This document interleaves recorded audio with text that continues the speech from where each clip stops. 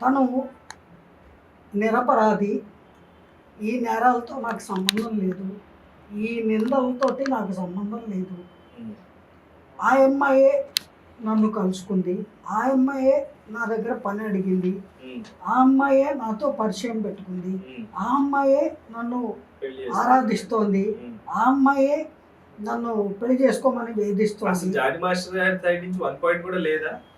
ఉండదండి. ఎలా ఉంటుంది? ఉంటే ఆయన ఒప్పుకుంటే నేరాలు కష్టం కదా, శిక్షార్హుడు అయిపోతాడు. అందుకని ఒప్పుకోరు.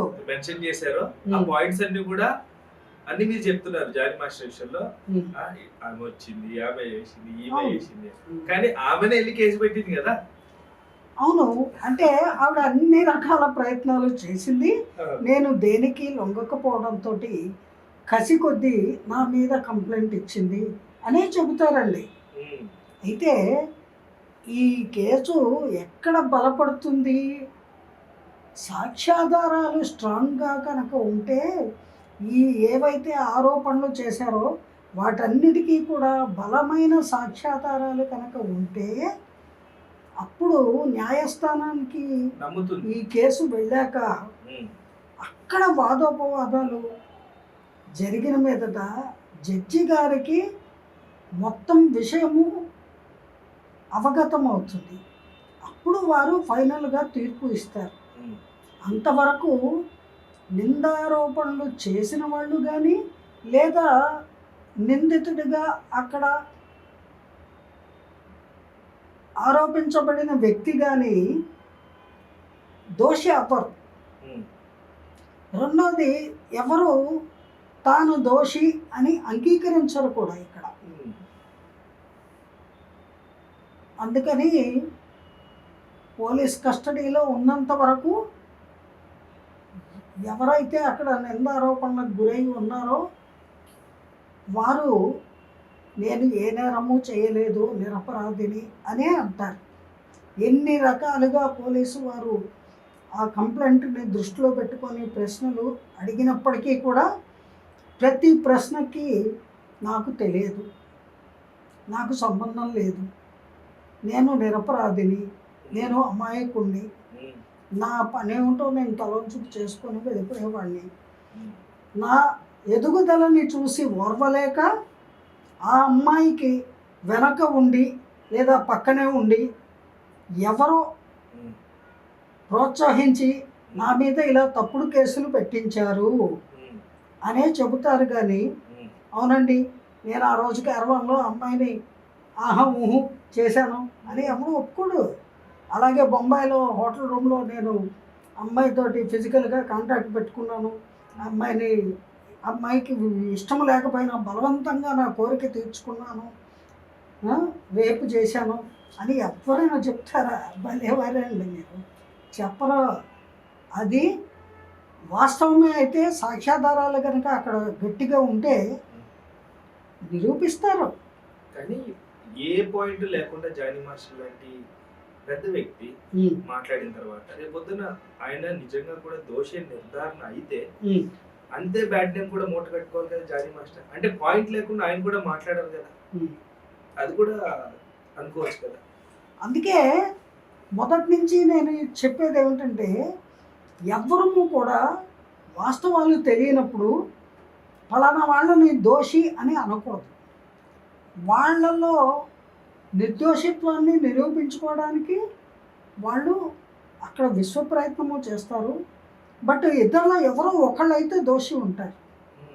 ఏ దోషము లేకుండా కోర్టుకి ఎక్కరు కదా, పోలీసుల దగ్గర జరిగే ఈ వివాదమే కదమ్మా మధ్యలో టాపిక్కే మధ్యలో మాట్లాడుతున్నారు. అవును, ఇప్పుడు రేపు అక్కడ బాధితురాలు కానీ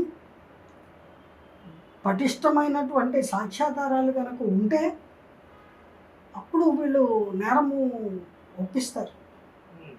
ఒకవేళ బాధితురాలు ఫేక్ కంప్లైంట్ కనుక ఇచ్చి ఉంటే, ఎవరో వెనకో పక్కో ఉండి కుట్రాలు పన్ని ఇతన్ని ఎదుగుదల చూసి ఓర్వలేక కంప్లైంట్లు కనుక ఇప్పించి ఉంటే అప్పుడు ఆ అమ్మాయి శిక్ష అనుభవించాల్సి వస్తుంది కదా.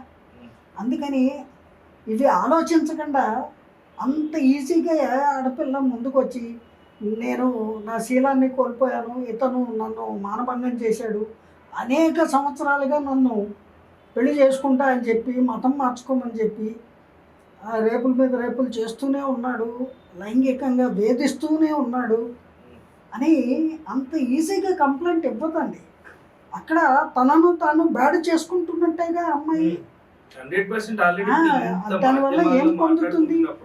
ఆ అమ్మాయి ఆల్మోస్ట్ కనిపించే బ్యాడ్ అని మనం అనడానికి లేదు, ఒక అమ్మాయిని కానీ లేకపోతే అబ్బాయిని కానీ ఎవరినైనా కానీ బ్యాడ్ అనట్లేదు. కానీ ప్రస్తుతం ఉన్న సిచ్యువేషన్ లో ఈ జరుగుతున్న వివాదంలో కనిపించేది అమ్మాయి ఎవరైతే ఇబ్బంది పడ్డారో నన్ను ఇలా చేశాడని అన్నప్పుడు ఇద్దరిలో ఎక్కువగా బ్యాడ్ నేమ్ వచ్చేది అమ్మాయికే కదా.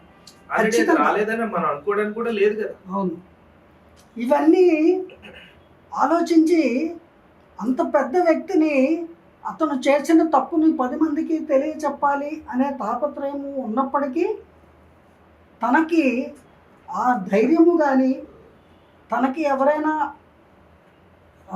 మోరల్ సపోర్ట్ కానీ ఇచ్చేవాళ్ళు లేరు, తనకి ఆ స్టేచర్ లేదు, అతని స్టేచర్ చాలా పెద్దది, అతను మంచి స్థాయిలోకి వెళ్ళిపోయాడు, సర్వ విధాల తనకంటే అతను హై లెవెల్లో ఉన్నాడు అనేది తెలిసి అమ్మాయి ఇంతకాలము ముందుకు రాలేకపోయింది.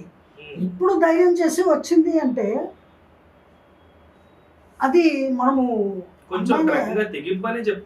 తెగింపే. ఇప్పుడు ఆ తెగింపుకి కారణము ఇప్పుడు ఇంతకాలానికి అమ్మాయికి ఒక మోరల్ సపోర్ట్ ఉంది.